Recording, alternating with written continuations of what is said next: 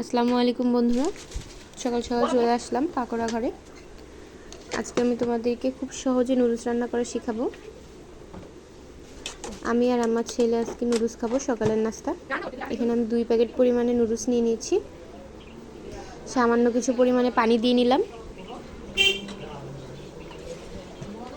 এই নুডলসটি একটু জাল আসার পরে নিজে নিজেই খুলে যাবে। খুব অল্প সময় আজকে আমি নুডলসটি রান্না করব, দেখতে থাকো তোমরা।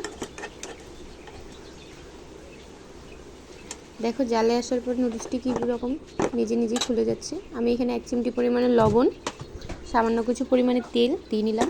তেলটা দিলে একটি নুডলস আরেকটি নুডলসের সাথে লেগে যাবে না যখন এটা ঠান্ডা হয়ে যাবে। এই জন্য সামান্য কিছু পরিমাণে তেল দিয়ে নিলাম।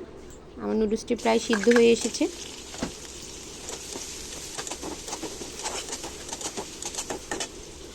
তোমরা যারা নতুন রাঁধুনি আছে তারা যদি এভাবে সিদ্ধ না বুঝো, হাতে এরকমভাবে একটি নুডলস উঠিয়ে নিয়ে দেখতে পারো টিপে সিদ্ধ হয়েছে কিনা।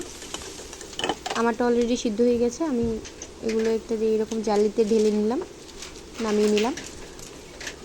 আমি এখানে পরিমাণ মতো তেল দিয়ে পেঁয়াজ, রসুন কুচি আর মরিচ দিয়ে নিলাম। আমি যেহেতু ছোটো বাচ্চা খাবে এই জন্য আমি একটা মরিচ দিয়ে নিলাম, এটা ঝাল হয়ে গেলে খেতে পারবে না। কারণ আমি পেঁয়াজগুলোকে হালকা বাদামি করে ভেজে নিব। আমার এখানে তেলটা একটু কম হয়েছে, আমি ওই জন্য আরেকটু দিয়ে নিলাম।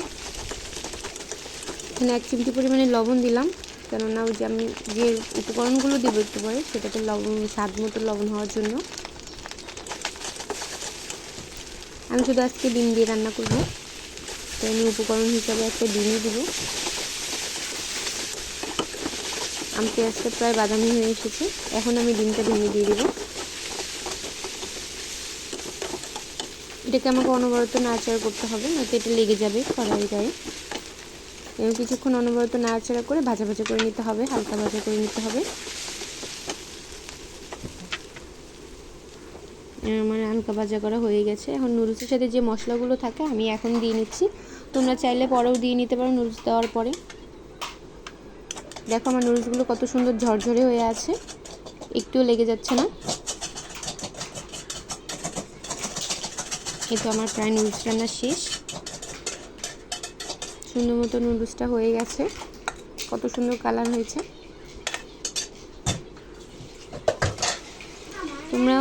তোমরাও এভাবে বাসায় ঝটপট নুডলস তৈরি করে নাস্তা হিসাবে বা বিকালের নাস্তা হিসাবেও খেতে পারো।